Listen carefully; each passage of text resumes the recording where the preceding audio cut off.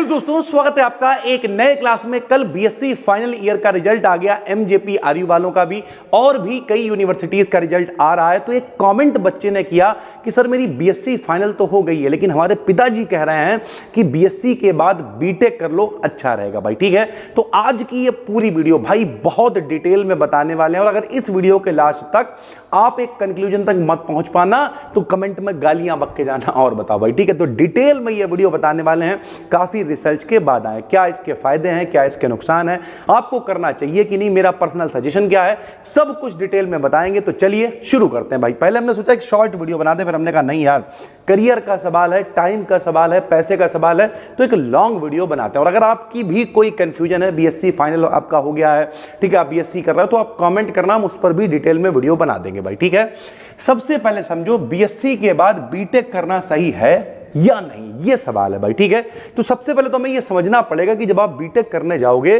तो कैसे करोगे भाई। तो बीटेक से करियर ऑप्शंस प्रैक्टिकल और जॉब ओरिएंटेड हो जाते हैं भाई, ये बात हमें माननी पड़ेगी। लेकिन वीडियो पूरी देखना, शुरुआत की 2 मिनट में जज मत करना भाई। ये बात माननी पड़ेगी कि भाई बीएससी की तुलना में अगर आप बीटेक कर लेते हो, बीएससी के बाद बीटेक कर लेते हो, तो आपका जो करियर है वो प्रैक्टिकल भी हो जाएगा प्लस जॉब ओरिएंटेड हो जाएगा। भले ही वो जॉब मिले जाके गुजरात में, रुद्रपुर में, दिल्ली में, नोएडा में, आपका करियर जॉब ओरिएंटेड हो जाएगा। भले ही 12,000 की मिले, 15,000 की मिले, 10,000 की मिले, जॉब ओरिएंटेड करियर हो जाएगा, ये बात हम मानते हैं भाई। ठीक है, इंजीनियरिंग का स्कोप थोड़ा सा ज़्यादा है, क्योंकि जहाँ पैसा ज़्यादा लगेगा वहाँ स्कोप भी ज़्यादा होगा। बीएससी हमारी हो गई नहीं 30-35 हज़ार रुपये में, इसमें खर्चा हो जाएगा 4-6 लाख रुपए, तो इंजीनियरिंग का स्कोप तो ज़्यादा है ही, क्योंकि हमारी सोसाइटी ऐसे ही बात करती है। ठीक, क्योंकि हमारी सोसाइटी सरकारी नौकरी के पीछे क्यों भागती, क्योंकि नॉर्मल व्यक्ति जो चारों तरफ है वो 10-5 हज़ार कमा रहे हैं, सरकारी नौकरी लग गई 50 हज़ार मिलने लगे, अवकाश से 5 गुना ज़्यादा मिलने लगे। अबे भाई सरकारी नौकरी वाला ही दमाद चाहिए हमें भैया। ठीक है, गवर्नमेंट और प्राइवेट सेक्टर में जॉब की डिमांड ज़्यादा है भाई, सीधी सी बात है। कोई भी जॉब अगर व्यक्ति चाह रहा है, कोई भी चाहता है कि मेरे यहां आके कोई काम करे, तो अगर उतने ही रुपए में कोई बीटेक वाला करने को तैयार है, तो फिर भैया कोई नॉर्मल वाले व्यक्ति को वो क्यों लेंगे। तो ये कुछ चीजें होती हैं जब आप बीटेक करते हो। उसके बाद सभी को पता है कि लेटरल एंट्री हो जाती है, लेकिन सब में नहीं होती। अब ध्यान से मेरी बात को समझना, कुछ ऐसे कॉलेजेस हैं जो अगर आपने बीएससी करी हुई है 3 साल की, तो वो आपको बीटेक के डायरेक्ट सेकेंड ईयर में एडमिशन दे देते हैं, लेकिन सब जगह पर नहीं, ये बात याद रखना। ठीक है, तो लेटरल एंट्री हो जाती है, सेकेंड ईयर में आपका एडमिशन हो जाता है। लेकिन अब समझो पूरी बात, सबसे पहले इसके प्रॉस क्या है, कॉन्स क्या है, यानी क्या क्या फायदे हैं, क्या क्या नुकसान है। सबसे पहले इंजीनियरिंग वाला एक टैग आपको मिल जाएगा जो कि प्राइवेट सेक्टर में यूजफुल है, ध्यान से समझना भैया। ठीक है, कोई भी प्राइवेट सेक्टर में आप जाओगे, ठीक है, जो भी इससे रिलेटेड है चीजें हैं, यहाँ पर आसानी से जॉब क्रिएट है। ठीक, जॉब आपको आसानी से मिलेगी। टेक्निकल जॉब के लिए आप एलिजिबल हो जाओगे, आईटी है, कोर है, पीएसयू है, इस तरीके के जो भी एग्जाम्स होते हैं इन सबके लिए आप एलिजिबल हो जाओगे। एमएससी में अगर आपको इंटरेस्ट नहीं है, गोल सेटिंग नहीं है, तब एक प्रैक्टिकल ऑप्शन बीटेक है। ठीक है, और लोग बीएससी के बाद बीटेक करते भी हैं, लोग पॉलिटेक्निक के बाद बीटेक करते भी हैं, उसमें भी सेम प्रोसेस रहता है, लेटरल एंट्री वगैरह ये सारी चीज़ें होती हैं। लेकिन अब कुछ चैलेंजेस आएंगे जो आपको समझने पड़ेंगे। सबसे पहले समझो भाई कि जो आपने 3 साल की बीएससी की है, मान के चलना कि वो पूरे 3 साल बर्बाद हो गए, लगभग बर्बाद हो गए। क्यों? क्योंकि बीटेक में आपको लगभग दोबारा से ही शुरुआत करनी पड़ेगी। और दूसरी बहुत इंपॉर्टेंट बात, जब आपकी बीएससी फाइनल हो गई है, यानी 12 और 3 15 और 5 20, तो आपकी एज जो है वो लगभग हो गई होगी 20 से 21 के करीब। अब समझना भैया, 20 से 21 साल के होने के बाद अगर आप 3-4 साल बीटेक के लिए जाओगे तो आपकी एज हो जाएगी 25। समझ रहे हो भाई? उसके बाद फिर आप कहां तैयारी करोगे, क्या करोगे। और एक रियलिटी ये भी है, जो टीन एज है वहां तक, 12th तक तो आदमी का पढ़ने का मन करता है। जो हम लोगों की बीएससी की हालत है, चारों तरफ जो कॉलेजेस हैं जहां पर इतना बढ़िया हिसाब किताब नहीं है, तो पढ़ने की आदत भी छूट गई होगी। तो 20, 21, 22 साल के बाद में आदमी भटकने लगता है। जब साथ वाले को पैसे कमाता देखता है और अपने आप को पीछे छूटता हुआ देखता है, तो उसे थोड़ा सा एंजाइटी भी होती है, वो परेशान भी होता है। तो लगभग भैया 20-21 साल के बाद फिर आप पढ़ने में कैसे हो, ये भी डिपेंड करेगा, क्योंकि भैया फिर मेहनत भी करनी पड़ेगी ना। 3 साल आपने बीएससी में दी, और अगर लेटरल वगैरह नहीं है, एंट्री 4 साल पूरे बीटेक, आप तो 7 साल आपने 7 साल का समय खराब किया, और आप कहलाओगे क्या, सिर्फ ग्रेजुएट।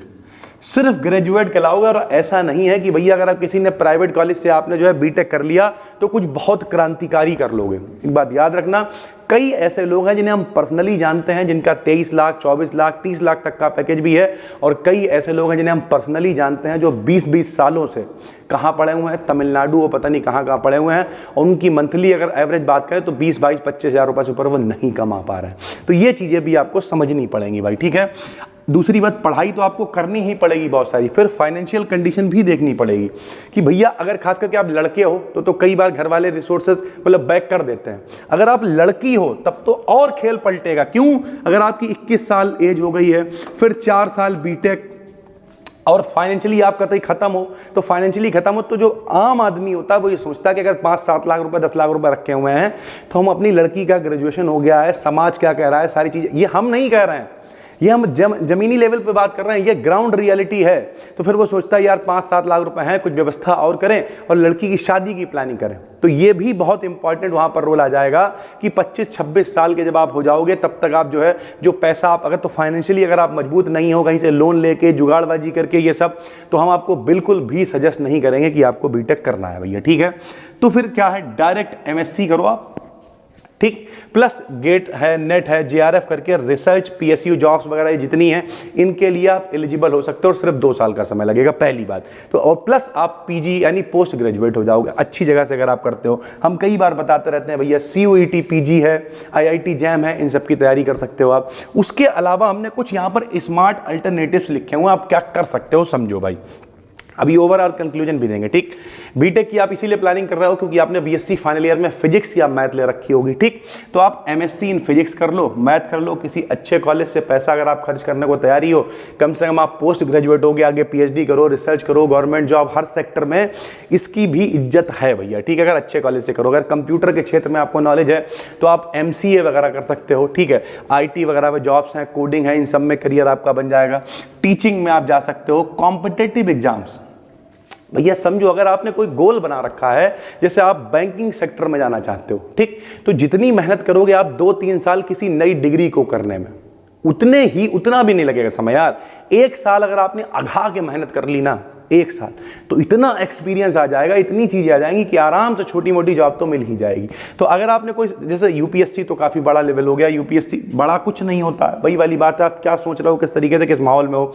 बैंक है, SSC है, ठीक है। टीचिंग सेगमेंट में जाना तो BEd वगैरह है, आगे TGT PGT वगैरह है, बहुत सारी अभी BEd की देखो वैकेंसी भी आई हुई है। हम ये नहीं कह रहे अभी आई हैं तो आप BEd अब करने लगो, नहीं, लेकिन ओवरऑल ये है कि भैया जब आप BSc कर चुके हो तो उसके बाद जो अलग आगे बढ़ने के ऑप्शंस हैं उनकी तरफ जाना ज़्यादा फायदेमंद है, ठीक है। प्राइवेट सेक्टर में डेटा साइंस है, AI के दौर में आजकल बहुत सारे कोर्सेज हैं, AI सीखो, ऐप डेवलपमेंट है, ये सारी चीज़ें सीखो। कुछ लोग कहेंगे सर आप सिर्फ कह देते हैं सीखो, भाई कुछ बहुत बड़े पे काम कर रहे हैं, समय लगेगा, वो 1 महीना लगे, 1.5 महीना लगे, 2 महीना लगे, आपको देखने को मिलेगा कि वाकई में कुछ क्रिएट किया है आपकी स्किल के लिए कि नहीं भाई, ठीक है। अब अपने आप से केवल 2 सवाल पूछ लो, ठीक। पहला, आपको कौन सा करियर चाहिए। अगर आपको सिर्फ इंजीनियरिंग का टैग ही लगाना है कि नहीं हम तो पागल हैं इंजीनियरिंग के पीछे, तो फिर आपको समझाने का कोई मतलब नहीं भाई, ठीक। फिर तो हम कहेंगे कुछ मत समझो, कहते नहीं है कि अगर किसी के पीछे फिर तो दीवाने हो तो फिर वो बात ही खत्म हो गई। दिल लगा, क्या है, दिल लगा गधी से फिर परी क्या चीज़ है, फिर वो वाले डायलॉग आ गया भैया, ठीक है। तो अगर आप दीवाने हो फिर तो बात ही खत्म है, आप फिर टाइम पैसा कुछ नहीं देखोगे। लेकिन अगर आप भैया करियर वाइज कुछ अलग से गोल बना के बैठे हुए हो, ठीक है, और ऐसा कभी दिमाग में आया नहीं कि बीटेक करना, किसी ने कह दिया तो दिमाग में बीटेक आ गया, तब आपको बिल्कुल भी बीटेक नहीं करना है। दूसरी बात, फाइनेंस भी देखना है, टाइम भी देखना है, अपनी पढ़ाई भी देखनी है, मैनेजमेंट भी देखना है, और आपकी फाइनेंशियल कंडीशन कैसी है उसे भी देखना पड़ेगा। ओवरऑल अगर आप हमसे कहोगे कि सर जी क्या आप एक शब्द में बता दो BSc के बाद बीटेक करना चाहिए या नहीं, तो हम आपको बिल्कुल भी एडवाइस नहीं करेंगे BSc के बाद बीटेक करने के लिए। क्यों?